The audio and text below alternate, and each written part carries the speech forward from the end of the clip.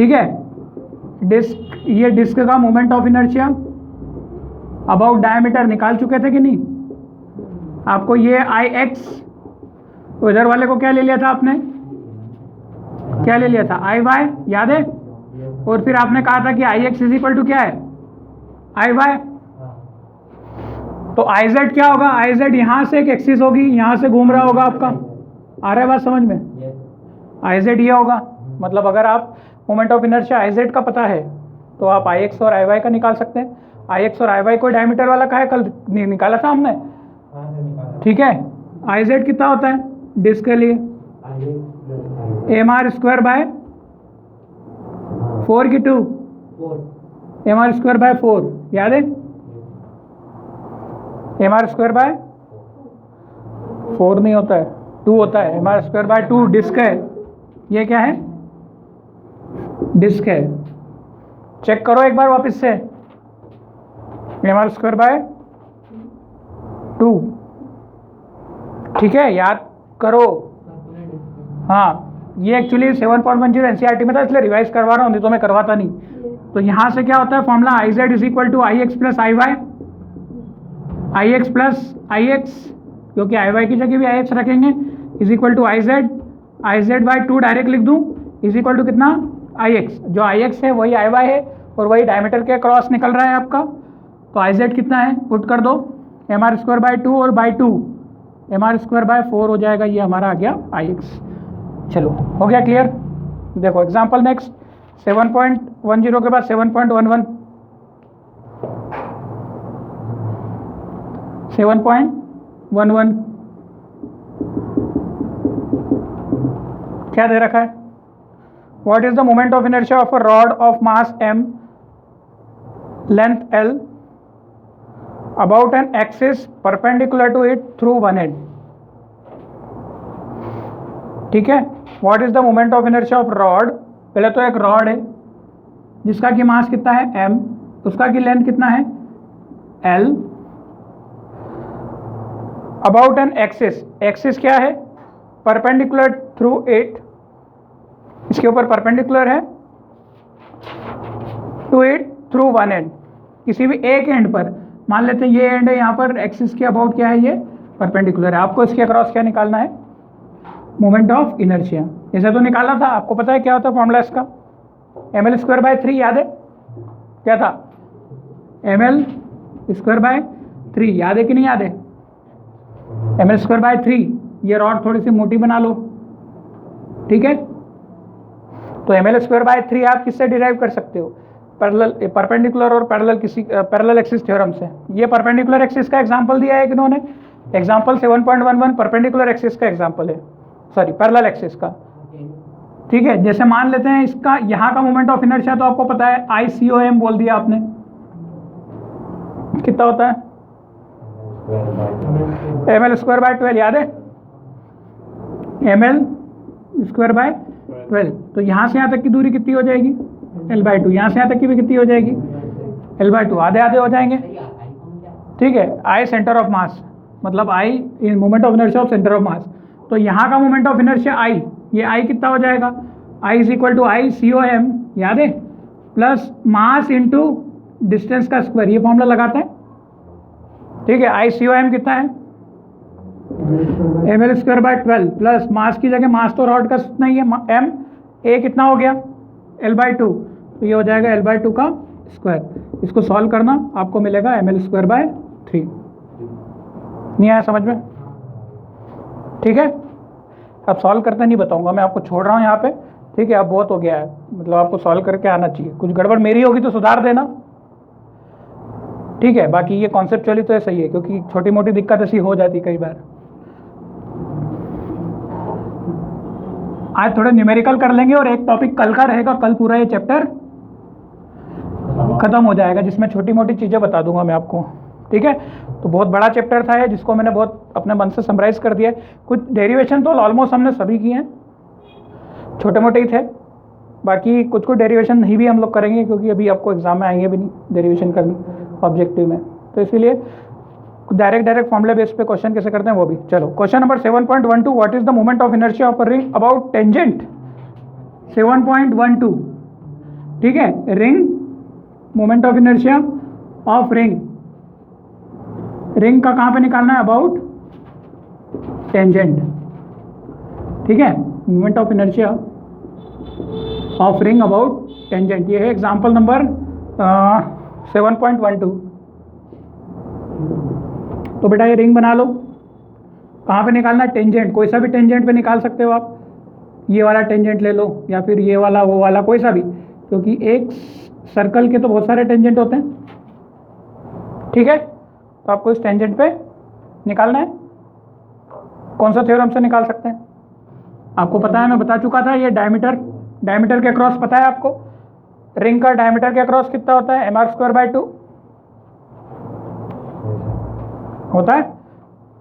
अगर रिंग ऐसी घूमती है, रिंग है, ये क्या है, एक रिंग है, इसके पहले क्या थी, डिस्क, तो इसका याद रखना पड़ेगा, रटना पड़ेगा, नहीं तो ये कहाँ से आ रहा है पता ही नहीं चल रहा है। mr²/2 होता है, ठीक है, मैं मोमेंट ऑफ इनर्शिया, ठीक है, नहीं पता, mr²/2 होता है ना, याद है किसको, सारे याद है फॉर्मूले, याद कर लेना, तुम्हारे एग्जाम में। यहाँ से यहाँ तक की कितनी है रेडियस, r,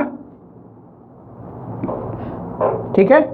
एक्चुअली दोनों पैरेलल लाइन है, थोड़ा सा क्या डायग्राम में ऐसा झुलझाल हो रहा है, पर आप इसको कैसा अलग बनाएंगे, पूरा ये पूरी पैरेलल लाइन से, और बिगड़ गई, पहले अच्छी थी, ठीक है, और अच्छे से बना के दूंगा अब तो मैं, ठीक है। यहाँ से थोड़ा सा ये पैरेलल लाइन होगी, ठीक,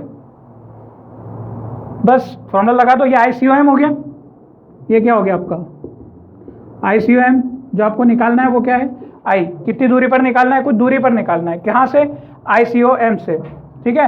फॉर्मूला क्या होगा, I = ICOM plus m × a का स्क्वायर, a यहाँ पर कितना हो जाएगा, r, तो फॉर्मूला क्या हो जाएगा, mr²/2 प्लस m × a², की जगह r रख देंगे तो r², सॉल्व करना, 3/2 mr² आएगा, ये तो डायरेक्ट दिख रहा है एलसीएम लेके, 3/2 mr², ये हो जाएगा हमारा मोमेंट ऑफ इनर्शिया, ठीक है। तो ये क्लियर हो गया।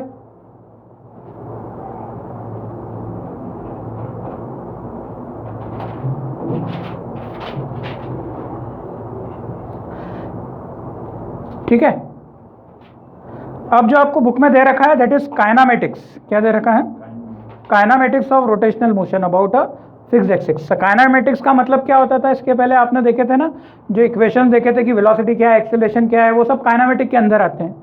तो इसके चीज़ मैंने आपको बताई थी 3 इक्वेशन ऑफ मोशन की, याद है, 3 इक्वेशन ऑफ मोशन की, स्ट्रेट लाइन में जब चलता था, यूनिफॉर्म एक्सेलरेशन होता था उसमें, तब हमने 3 इक्वेशन पढ़ी थी। वो 3 इक्वेशन मैंने रोटेशन की भी बताई थी, वो 3 इक्वेशन इस टॉपिक के अंतर्गत आती है, और टॉपिक का नाम क्या है, काइनामेटिक्स ऑफ रोटेशनल मोशन, ठीक है। टॉपिक का नाम क्या है, काइनामेटिक्स ऑफ रोटेशनल मोशन। इसके ऊपर भी 2 न्यूमेरिकल है, तो इसीलिए मैं आपको ये इक्वेशन फिर से बता दूंगा जो हमारा टॉपिक से, that is kinematics of rotational motion about a fixed axis. इसमें एक्सिस हमेशा फिक्स रहती है, ठीक है, अबाउट अ फिक्स्ड एक्सिस, ठीक। अभी अपन क्या है, रोटेशन मोशन पढ़ रहे हैं, फिर क्या है कि रोलिंग भी आता है। रोलिंग वाला टॉपिक थोड़ा सा कॉम्प्लेक्स होता है, तो उसको अपन ज़्यादा कवर करते नहीं है, जिसमें क्या होता है, रोटेशन भी होता है, और मतलब ट्रांसलेशन मोशन और कॉम्बिनेशन दोनों होता है, ट्रांसलेशन और रोटेशन दोनों होता है रोलिंग में, ठीक है। तो इसकी 3 इक्वेशन ऑफ मोशन जो है वो आप तीनों इसकी बना सकते हैं। क्या क्या इक्वेशन थी, आपका होता है S = ut plus half AT², ये सेकंड होती है, V = U प्लस AT पहली होती है, फिर V² = 2AS, यहाँ पर ये होती है। यहाँ पर ये जो V पहला जो बनता है S क्या बनता है, थीटा बनता है, S क्या बनता है, थीटा बनता है, U क्या बनता है, ω0 इनिशियल वेलोसिटी, ठीक है, V क्या बनता है, ओमेगा, जिसको हम क्या बोलते हैं, फाइनल वेलोसिटी, कुछ लोग इसको ω/f से भी बताते हैं, कुछ लोग ओमेगा से भी लिखते हैं, आपके ऊपर डिपेंड करता है। A क्या बनता है यहाँ पर, अल्फा, क्लियर है, और क्या बच गया, टाइम तो टाइम रहेगा, टाइम में कोई फर्क नहीं होगा। तो यहाँ से 3 इक्वेशन मोशन की जो है, रोटेशन मोशन की, वो कन्वर्ट हो जाएगी। ये करने के बाद हम न्यूमेरिकल करेंगे, ठीक है। तो इसके डेरिवेशन नहीं कर रहे हम लोग, अगर ऑफलाइन एग्जाम होती तो क्या जरूरी था, इसका डेरिवेशन। अब इसका डेरिवेशन होता है कि तीनों इक्वेशन डिराइव कैसे होती थी।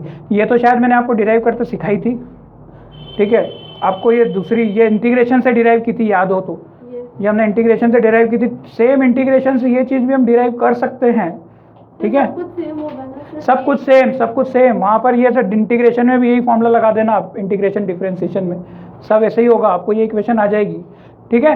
तो v is equal to u plus at, तो यहाँ से क्या इक्वेशन बनेगी आपकी पहली वाली, omega 0 is equal to omega मतलब omega initial is equal to omega final plus alpha T.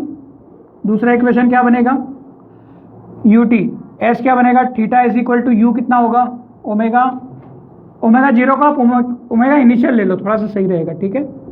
Omega initial सही रहेगा, ठीक है। v इज इक्वल टू, हाँ तो ये फाइनल हो जाएगा और ये क्या हो जाएगा, ये इनिशियल, ठीक है। डिराइव नहीं कर रहे हैं ये डायरेक्ट अपन कन्वर्ट कर रहे हैं सेंस में, ठीक है। ये आपकी लीनियर में थी और ये गोल गोल घूमने में, चक्री वाली में, रोटेशन में, ठीक है। Omega i theta is equal to s is equal to कितना, थीटा यू कितना, ओमेगा आई, टाइम की जगह तो टाइम रहेगा, plus half alpha into t square. दूसरा इक्वेशन क्या हो जाएगा आपका, तीसरा इक्वेशन v की जगह क्या हो जाएगा, ओमेगा फाइनल का square is equal to omega initial का square plus 2 into alpha into theta, ठीक। ये तीन इक्वेशन है मोशन की। अब एनसीईआरटी ने इसको ओमेगा लिया है और इसको ओमेगा नॉट लिया है, तो उससे कोई फर्क नहीं पड़ेगा, आप नोटेशन कुछ भी यूज़ कर सकते हो। चलो अब एग्जाम्पल 7.13, एनसीईआरटी का एग्जाम्पल 7.13 क्या बोल रहा है, obtain 7.38 from the first principle. Obtain 7.38 from the first principle. 7.38 है आपकी ये वाली इक्वेशन जो एनसीईआरटी ने दी है ना, वो कौन सी है, ये 7.38।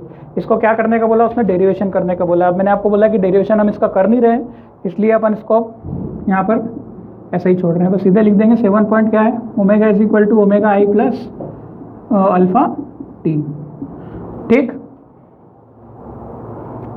तो ये आपका यहाँ से डिराइव हो जाएगा। अब एग्जाम्पल 7.10, डिराइव नहीं कर रहा हूँ मैं, करके बताना कि मतलब भी नहीं है, अभी टाइम क्यों ख़राब करें। 7.14 क्या दे रखा है, क्वेश्चन पढ़ो, थोड़ा सा अच्छा क्वेश्चन है ये। द एंगुलर लिखो लो, the angular speed of a motor wheel is, the angular speed of a motor wheel is,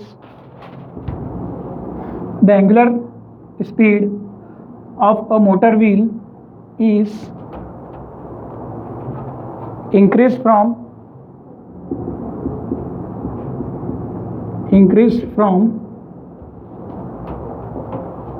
1200 RPM to 3120 RPM, ठीक है।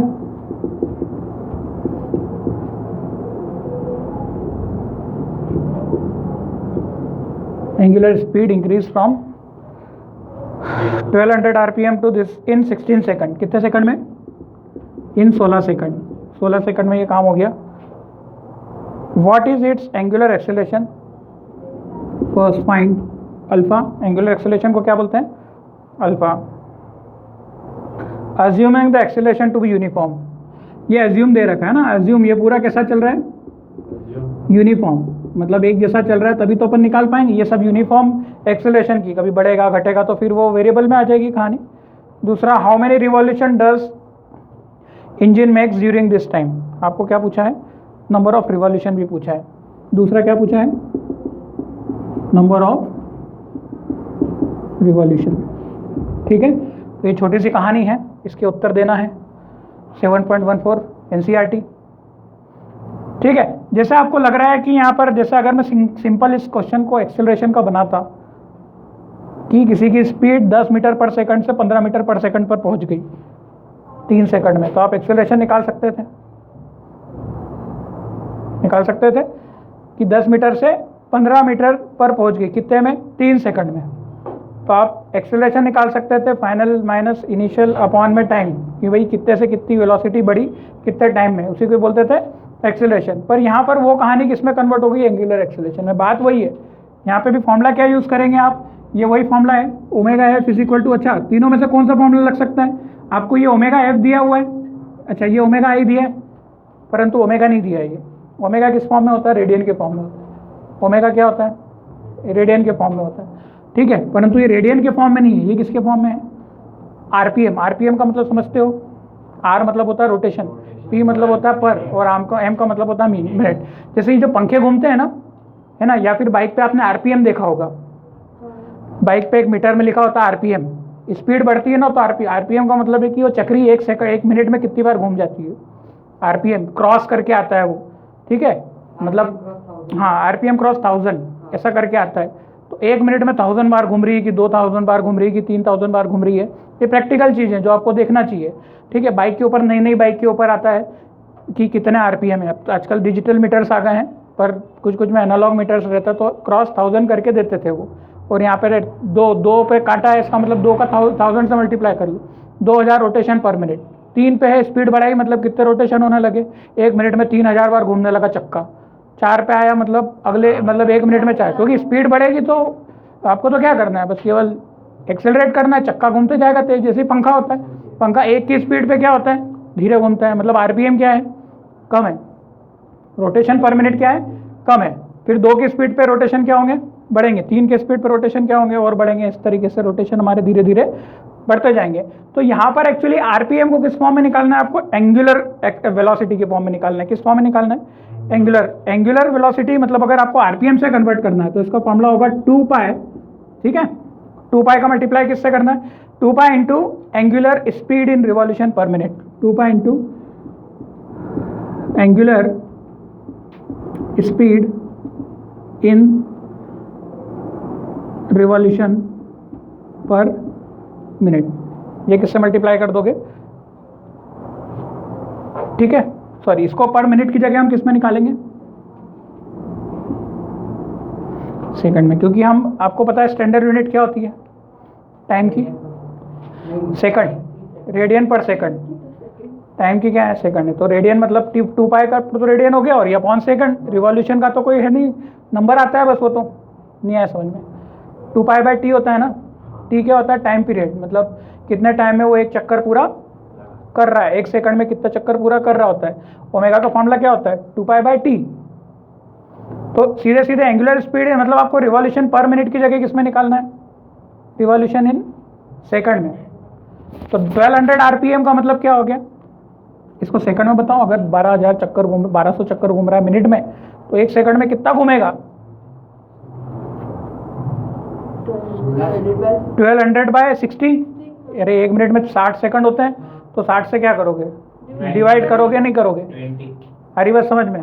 तो इसका ओमेगा एफ कितना हो जाएगा, 2 pi into angular speed in revolution पर सेकंड में कर देना है, किस में कर देना है, रिवॉल्यूशन। एक्चुअली देखो ओमेगा का फॉर्मूला होता है कितना है, 2 पाई बाय टी, टी क्या होता है, टाइम पीरियड, ठीक है।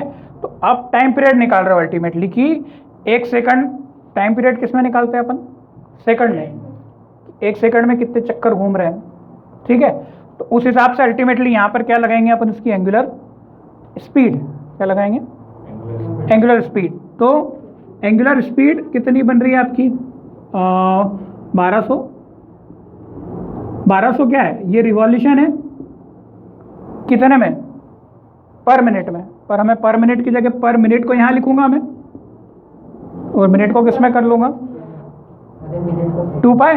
देखो ये फॉर्मूला होता है, ओमेगा एफ क्या होता है, 2 pi into angular speed in revolution पर सेकंड, याद कर लोगे फॉर्मूला, 2 पाई, ठीक है, 2 pi into number of revolution. Actually वो पर सेकंड का ही है कि एक सेकंड में कोई चीज़ कितनी बार रिवॉल्व हो रही है, आ रही बात समझ में, ठीक है, पर सेकंड। देखो ना ये 1 अपॉन क्या है, रिवॉल्यूशन पर मिनट, ये पर मिनट अपॉन में क्या आ रहा है, मिनट आ रहा है, इसकी यूनिट क्या है, अपॉन में सेकंड, ये मिनट तो किस में कन्वर्ट कर लो, मिनट को सेकंड में, आ रही ना बस समझ में। 2 पाई बाई टी से ही फॉर्मूला निकला है, पर अपॉन में रखा है ना टी, तो ये रिवॉल्यूशन पर मिनट है, वो खुद अपॉन में दिया हुआ है ना आपको, उसको डिवाइड नहीं करना है, नहीं समझ रहे हो, यूनिट में खुद क्या दिया है, अपॉन में सेकंड दिया। पर मिनट का मतलब क्या होता है, अपॉन में है मिनट, तो सेकंड भी कहाँ पर आएंगे, अपॉन में ही आएगा। ठीक है, तो उसको वापस से डिवाइड नहीं करना है आपको कि 2 पाई अपॉन में 1200 अपॉन में 60, ऐसा नहीं करना है। उसका क्या करना है, मल्टीप्लाई करना है। नहीं आया समझ में? सीधे सीधे क्या करना है, 2 पाई का मल्टीप्लाई किससे करना है, रिवॉल्यूशन पर सेकंड से, मतलब पर मिनट का आंसर किसमें निकालना है, पर सेकंड में। तो सीधी सी बात यहाँ पे निकल रही कितना, 2 पाई इंटू 1200 अपॉन में कितना 60, तो ये कितने में हो जाएगा, सेकंड। नहीं आया समझ में? रिवॉल्यूशन पर मिनट का कितने में हो जाएगा, रिवॉल्यूशन पर सेकंड। तो 40 पाई रेडियन पर सेकंड आएगा नहीं आएगा, 40 पाई रेडियन पर सेकंड आएगा नहीं आएगा, करते आया नहीं आया, कोई डाउट तो नहीं है? ये अपॉन में मिनट होता है तो वो अपॉन में ये जो 2 पाई बाई टी अपॉन वाली तो चीज़ है। सिमिलरली ये ओमेगा आई निकाला ना अपन ने, ओमेगा आई निकाला, ये है ओमेगा एफ। ये तो समझ में आ रहा है कि 1200 से कितने पे ले गए, 3120 पे ले गए। कोई चीज़ घूम रही थी ऑलरेडी, उसको और घुमा दिया। ठीक है, तो ओमेगा एफ, अच्छा ये रेस से घूमती, ये क्वेश्चन रेस से आता तो कितना आ जाता, 0 हो जाता, ओमेगा आई 0 हो जाता। ठीक है, ये कितना होगा, 2 पाई इंटू 3, किसी तरीके से इसको भी कर दें, 3120 अपॉन में 60। आ रही बात समझ में? तो कटपिट करो जरा, कितना हो रहा है, 104 आ रहा है, 104 पाए। काटते पिटते आएगा कि नहीं, कि सिखाऊं? ठीक है, अब आपका पूरा क्वेश्चन इसमें कन्वर्ट हो गया है यूनिट वाइज। समझे नहीं समझे? अगर ये ऑलरेडी रेडियन पर सेकंड में देता और ये भी रेडियन पर सेकंड में देता तो फिर से कन्वर्ट मत करना भैया। हमने क्यों किया ये काम, क्योंकि ये किस में है, रोटेशन पर मिनट में। क्या बात समझ में आ रही है? आरपीएम का फुल फॉर्म क्लियर हो गया? तो चीज़ हमने की हुई है, क्योंकि हमारी पूरी इक्वेशन किस में है, ये रेडियन पर सेकंड में होता है, ये भी किस में होता है, रेडियन पर सेकंड में होता है, और ये अल्फा किस में होता है, रेडियन पर सेकंड स्क्वायर में। अल्फा यूनिट क्या थी, रेडियन पर सेकंड स्क्वायर। डिस्टेंस क्या बनेगा, रेडियन। मीटर किस में बनेगा, रेडियन में। और टाइम तो टाइम ही रहेगा। जो एक्सेलरेशन की स्पीड, एक्सेलरेशन की यूनिट क्या होती है, मीटर पर सेकंड स्क्वायर। तो मीटर की जगह क्या आ जाएगा, रेडियन पर सेकंड स्क्वायर। बाकी तो तुमको ये मीटर पर सेकंड होता था, मतलब वेलोसिटी लीनियर होती थी, तो एंगुलर में क्या बनेगी, मीटर की जगह क्या होगा, रेडियन पर सेकंड। ठीक है, हाँ ओमेगा निकालना और ये फॉर्मूला लगाना। ठीक है, तो ये अब क्लियर हो गया, ओमेगा ही निकल गया, ओमेगा एफ निकल गया। पहली इक्वेशन में पुट कर दो, अल्फा निकल जाएगा। टाइम कितना दे रखा है आपको, सेकंड में, सब कुछ सेकंड में दे रखा है, कोई दिक्कत नहीं है। मिनट में दिया होता तो दिक्कत होती, फिर चेंज वेंज करते। चलो निकाल लो कितना हो रहा है अल्फा। देखो जरा 4 पाई रेडियन पर सेकंड स्क्वायर आ रहा है क्या, इसमें पुट करना है यार, कुछ भी नहीं है। 104 pi is equal to omega a कितना है, 40 पाई प्लस अल्फा की जगह अल्फा, टाइम की जगह 16। नहीं समझे? अब तुमको ये भी गणित सॉल्व करते नहीं आएगा, बोले इसको कैसे करेंगे, इसको इधर भेजा। पाई पाई वाले भाई भाई 104 माइनस 40 पाई। ठीक है, सॉल्व कर लोगे कि इसमें कंफ्यूज हो जाओगे कि वैल्यू पुट करने जाओगे 22/7। पुट मत करो वैल्यू, पाई के फॉर्म में निकलते हैं इसके आंसर, आखिरी में पुट करा करो। तो 104 माइनस 40 कितना हो जाएगा, 64 अपॉन में, नहीं देखो ये 64 पाई हो जाएगा, अपॉन में ये 16 इज इक्वल टू अल्फा, 16 चौक 64, तो 4 पाई आ रहा है, तो ये 4 पाई हो जाएगा रेडियन पर सेकंड का स्क्वायर। आया नहीं आया? अल्फा हो गया कितना, 4 पाई रेडियन पर सेकंड का स्क्वायर। चलो ठीक है, कोई बात नहीं, उसको 16 उतारो आप। ये छोटी मोटी दिक्कत है कोई तो हम सॉल्व करना है, बाकी फिजिक्स में तो कुछ है नहीं, सीधा सीधा है। देखो तुमको स्कूल लेवल पे ना छोटे मोटे क्वेश्चन आएंगे, बहुत ज़्यादा आईआईटी लेवल और जेई लेवल के क्वेश्चन नहीं आने चाहिए। आ गए हैं तो फिर वो तुम्हारी किस्मत खराब है, अब फिर तुक्के लगा के आना है ना, वो तो हिलने वाले हैं नहीं, पर फिर भी नहीं आएंगे। मैं बता रहा हूँ तुमको 80% ऐसे क्वेश्चन आएंगे जो तुम्हारे देखे हुए और करने वाले होंगे। 20% आ गए तो फिर देखो वो तो क्या है, कंपटीशन क्रिएट करने के लिए रहता है। फिर भी 80% तुमसे बनना चाहिए। बहुत अच्छे से तैयारी करके जाओ, फॉर्मूले पूरे रट के जाओ, कॉन्सेप्ट पूरे क्लियर करके जाओ, सारी चीज़ बनेगी। मूवमेंट ऑफ इनर्शिया बहुत बड़ा चैप्टर है, शुरू से हमने किया, सेंटर ऑफ मास निकाले हैं सारे, उसके बाद फिर मूवमेंट ऑफ इनर्शिया पे आए, रोटेशन पे आए हम लोग अब। ठीक है, तो ये सारी चीज़। अच्छा, अल्फा निकालने के बोला, पहला काम हो गया। नंबर ऑफ रिवॉल्यूशन का फॉर्मूला क्या होता है, नंबर ऑफ रिवॉल्यूशन के लिए क्या होता है, थीटा अपॉन में 2 पाई। देखो नंबर ऑफ रिवॉल्यूशन का फॉर्मूला क्या होता है, कोई चीज जैसे मैंने बोला ये चक्री में कितनी बार घूम गए, थीटा एंगल घूम गए, थीटा मतलब 360 नहीं थीटा कितना भी हो सकता है, थीटा कितना भी हो सकता है, थीटा कितना भी हो सकता है रेडियन में। जैसे मैंने बोला कि ये जो चक्री है कितनी बार घूम रही है, ये घूम रही 2200 पाए, कितनी घूम गई 200 पाए। थीटा तो क्या है पूरे जोड़ जोड़ के ना, एक बार घूमी कितना 360, एक और बार घूमी 360, मतलब 2 पाए से जोड़, एक बार घूमी कितना 2 पाए, अगली बार घूमी 2 पाए, अगली बार घूमी 2 पाए, फिर घूमी 2 पाए, 2 पाए, 2 पाए, 2 पाए, 2 पाए, घूमे जा रही। तो थीटा तो जुड़ते जाता है, ठीक है, मतलब ठीक है कि नहीं, थीटा हो रहा है। एंगल क्या होता है ये, फिर आप क्या कर सकते हो, उसको 2 पाए से डिवाइड करते हो, उसको किस में कर लेते हो, 2 पाए से यूँ डिवाइड कर लेते हो। थीटा फिक्स जरूरी नहीं है कि केवल 360 के अंदर लेना है। थीटा क्या होता है, डिस्प्लेसमेंट होता है। हरी बात समझ में कि नहीं, थीटा कौन सा डिस्प्लेसमेंट होता है, एंगुलर डिस्प्लेसमेंट। अब ये पंखा घूमे ही जा रहा है, तो अच्छा जैसे तो इसका डिस्प्लेसमेंट क्या होते जा रहा है, बढ़ते जा रहा है। डिस्प्लेसमेंट क्या होता है, एक्चुअली डिस्टेंस बढ़ते जा रहा है, एक्चुअली क्या बढ़ते जा रहा है, डिस्प्लेसमेंट। एक फिक्स पॉइंट पे आके डिस्प्लेसमेंट कितना हो जाता है आपका, 0 हो जाता है।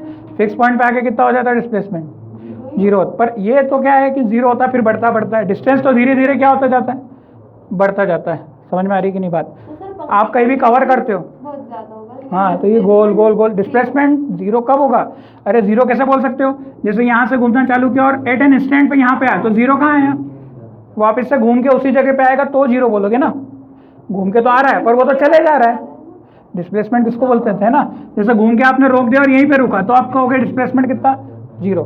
एक्चुअली थीटा होता क्या है, एंगुलर डिस्प्लेसमेंट। थीटा क्या होता है, एंगुलर डिस्प्लेसमेंट। आपको ये इन्वेस्ट या तो ये इक्वेशन लगाओ या तो ये इक्वेशन लगाओ, इनमें से क्या निकल जाएगा, थीटा निकल जाएगा।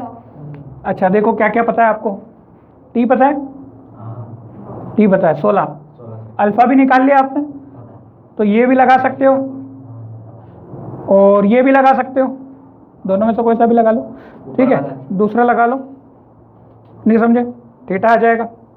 तो एक्चुअली नंबर ऑफ रिवॉल्यूशन का फॉर्मूला कितना होता है, थीटा अपॉन में 2 पाए, कितना होता है, समझे कि नहीं समझे। जैसे मान लो कोई चीज़ कितनी बार घूमी, 200 पाए बार घूमी, और एक चक्कर कितने का, 2 पाए का, नहीं समझे। तो पाए से पाए कितनी बार घूमेगा, 100 बार। आया समझ में नहीं आया, रोटेशन का फॉर्मूला नहीं समझ में आया, number of revolution. Aditya clear हुआ, रिवॉल्यूशन का फॉर्मूला मतलब पहले थीटा निकालना पड़ेगा, कितनी बार चले अपॉन में एक बार चलने का चक्कर कितना, 2 पाए, तो आपको पता चल जाएगा कितनी बार घूमे, ठीक है। इसका आंसर आ रहा है 1152 पाए, नहीं, आपने 16 का स्क्वायर नहीं किया शायद। ठीक है, कोई गलती नहीं। 1152 पाए आ रहा है। यहाँ पर आप पुट कर देंगे थीटा का फॉर्मूला, ओमेगा ए कितना है, 104 पाए, 104 pi into 16 plus 1/2 into alpha कितना निकला हमारा, 4 पाए इंटू टाइम का स्क्वायर 16 का स्क्वायर। यहाँ से आपका थीटा हो जाएगा, ठीक है। तो आप थीटा यहाँ पुट करेंगे, आपको नंबर ऑफ रिवॉल्यूशन भी मिल जाएगा। चलो ये करीब करीब आंसर आ रहा है, करीब करीब नहीं, एग्जैक्टली आंसर आ रहा है 1152 पाए, 1152 पाए, ठीक है।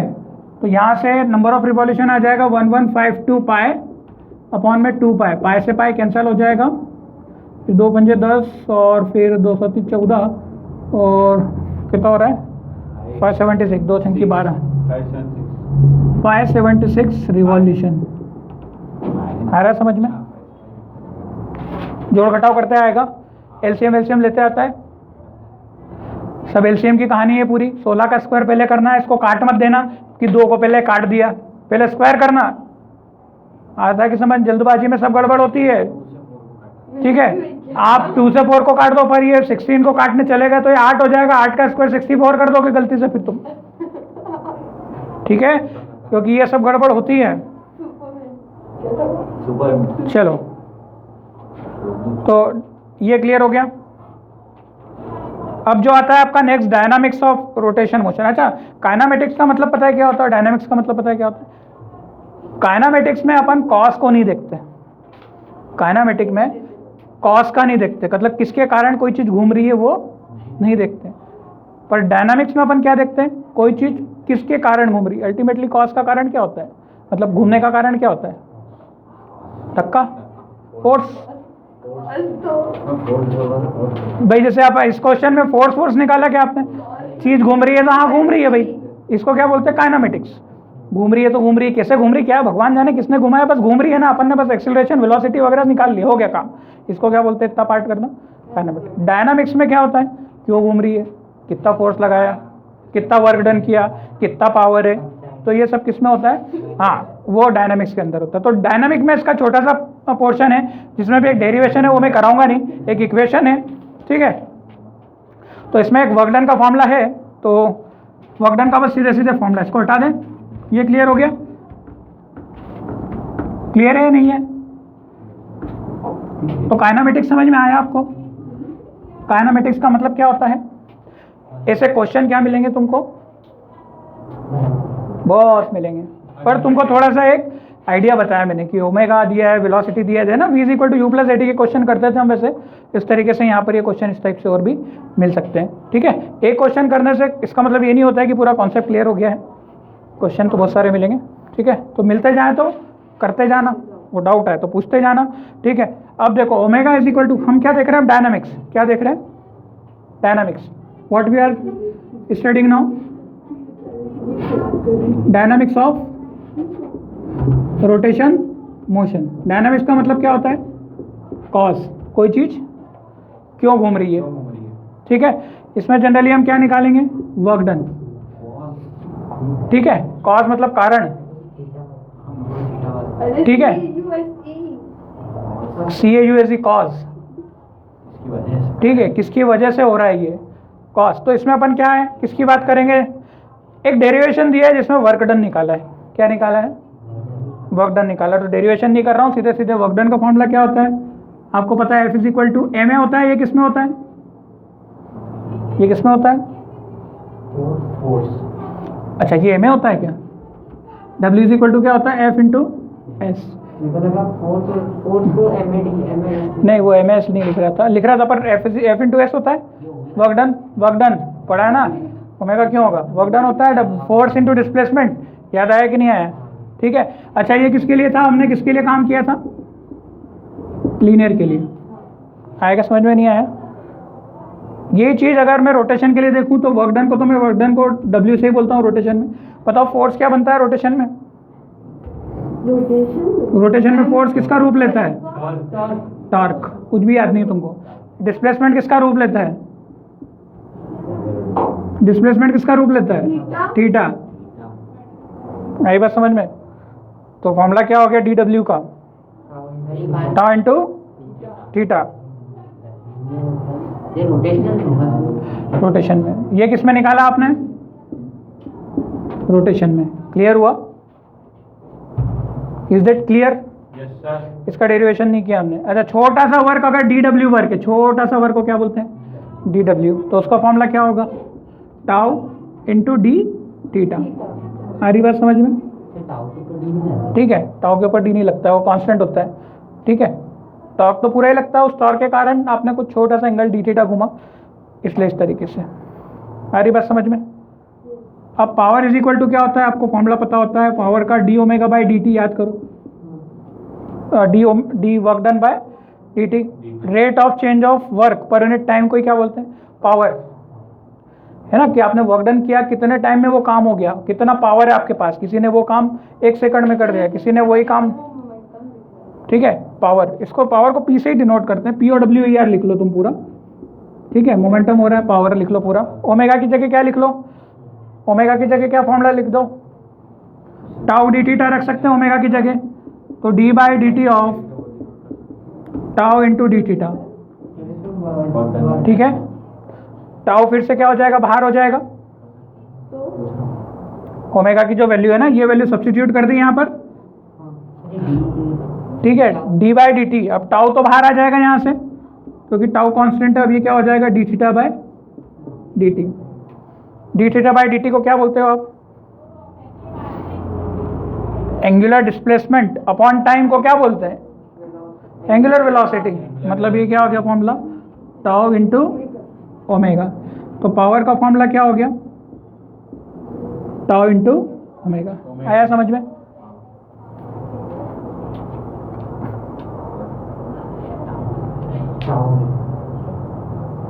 टाउ ये ओमेगा है ना।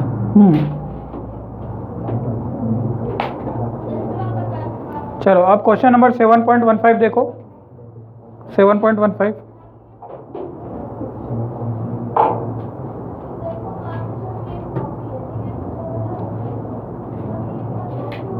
कोई दिक्कत है इसमें? केवल फॉर्मूला है और कुछ भी नहीं। फॉर्मूला डिराइव कैसे है वो हमने नहीं देखा अभी, सीधे सीधे क्या है इसका एक्सप्रेशन रिजल्ट लिख लिया है। चलो अब क्वेश्चन नंबर 7.15 थोड़ा बड़ा क्वेश्चन है, देख लो जरा। बुक है सभी के पास? 7.15 तुम्हारे पास नहीं है? 7.15 ठीक है। अ cord of negligible mass is bound, a cord of negligible mass लिखो। अब मैं पूरा लिखना पड़ेगा मुझे, तुम्हारी बुक नहीं है। अ कॉर्ड ऑफ नेग्लिजिबल मास, थोड़ा सा लिख रहा हूं मैं, is bound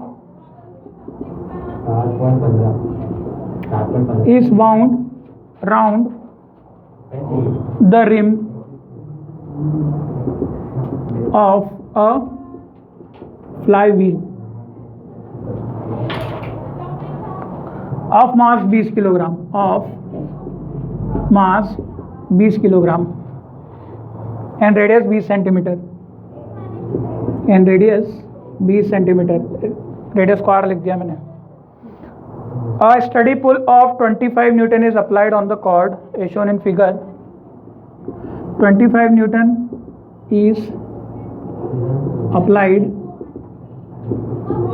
as shown in figure.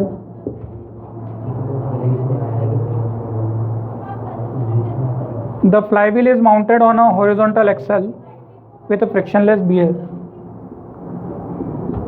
Flywheel is mounted horizontal with frictionless bearing, मतलब इसमें फ्रिक्शन मौजूद नहीं है। First compute the angular acceleration of the wheel, find करना है आपको पहला एंगुलर एक्सेलरेशन मतलब ओमेगा। दूसरा find the work done by the pull, find the work done। तीसरा kinetic energy of the wheel। चौथा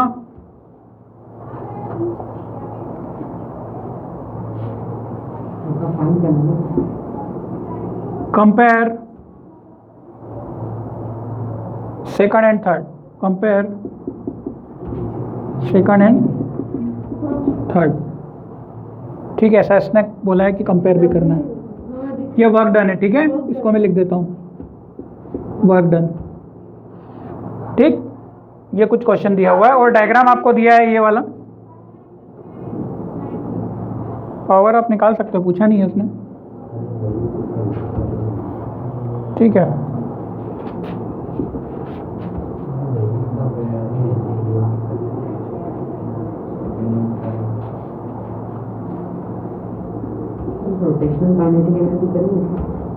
क्या है क्या तुमको रोटेशनल? वो एक क्वेश्चन ही है बस। हाँ, वो तो एक छोटा सा ही है टॉपिक, वो बता दूंगा मैं। बहुत ज़्यादा बात तो नहीं करेंगे, रोटेशन बहुत बड़ा टॉपिक है अपने आप में।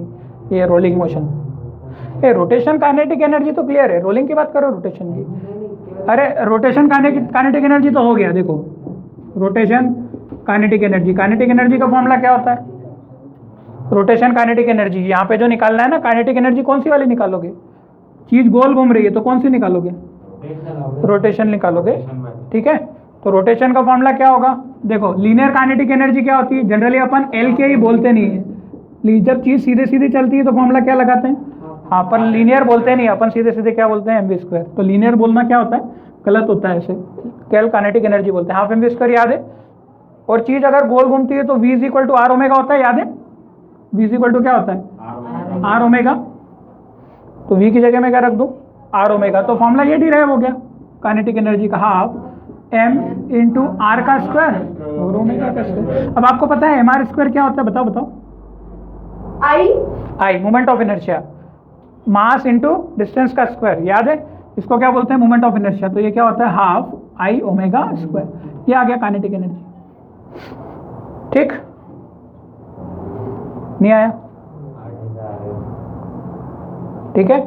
v is equal to r omega put किया है, v इज इक्वल टू क्या पुट किया है, हाँ, तो एम आर स्क्वायर तो वो हो गया ना मोमेंट ऑफ इनर्शिया, तो उसकी जगह आई रख दिया ना, मोमेंट ऑफ इनर्शिया को क्या बोलते हैं, आई, और ओमेगा स्क्वायर की जगह ओमेगा स्क्वायर है, तो half I into omega square. समझे कि नहीं समझे? अरे यार वैसे भी कंपेयर करो, half M into we square होता है, याद है।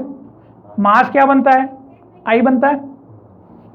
रोटेशन में, लीनियर में मास क्या बनता है, रोटेशन का इनर्शिया बनता है ना, नहीं आया समझ में। और वी क्या बनता है, ओमेगा बनता है। तो half M into we square formula बन गया। आप सारे फॉर्मूला आप इससे ही बना सकते हो। अब आगे अपन मोमेंटम पढ़ेंगे। मोमेंटम का फॉर्मूला क्या होता है, मोमेंटम को पी इज इक्वल टू क्या बोलते हो, मास इंटू वेलोसिटी। अब मास क्या बन जाएगा, एम क्या बन जाएगा, आई, और वेलोसिटी क्या बन जाएगी, ओमेगा। नहीं आया समझ में। वो तो स्क्वायर नहीं, बाकी डॉट क्रॉस प्रोडक्ट वगैरह अपन देखेंगे क्या आता है। एम आर का स्क्वायर होता तो हम उससे आई लिखते ना। अरे मास खुद इनर्शिया बनता है। ओमेगा स्क्वायर से v स्क्वायर के साथ क्या क्या, ओमेगा स्क्वायर से v स्क्वायर, ओमेगा वी बनता है ना। अरे वी लीनियर की स्पीड ओमेगा में होती है ना बेटा। हाँ पर वहाँ पर एम आर स्क्वायर नहीं है। एम आर स्क्वायर नहीं, खुद एम आई बनता है। अरे यहाँ पे दो चीजें हैं बेटा, सुनो। एम आर स्क्वायर क्या होता है, आई का मोमेंट ऑफ इनर्शिया का फॉर्मूला होता है। पर जब एनालॉजी से देखते हैं अपन, किससे देखते हैं, एनालॉजी, एनालॉजी मतलब समानता से देखते हैं, तो मास किस में कन्वर्ट होता है, आई में कन्वर्ट होता है। मतलब आप इसको आई की जगह क्या रख सकते हो, एम रख सकते हो। क्या बात समझ में आ रही है? Analogy wise, generally analogy wise करना गलत होता है, क्योंकि चीजें कुछ का कुछ हो जाएगा। इसीलिए डिराइव भी किया जाता है सबको। ये तो मैंने डेरिवेशन किया, ये डेरिवेशन से लाया मैंने आई स्क्वायर ओमेगा स्क्वायर थोड़ी ना। अब मैं इसको एनालॉजी से बता रहा हूँ, पर इसका डेरिवेशन भी है, डेरिवेशन भी है। तो मास की जगह पर मैं बोल देता हूँ लैंग्वेज में कि मास क्या बना, आई, और ये भी क्या बना, ओमेगा। तो यहाँ पे ये एंगुलर मोमेंटम भी हो जाता है ऐसे तो, ठीक है।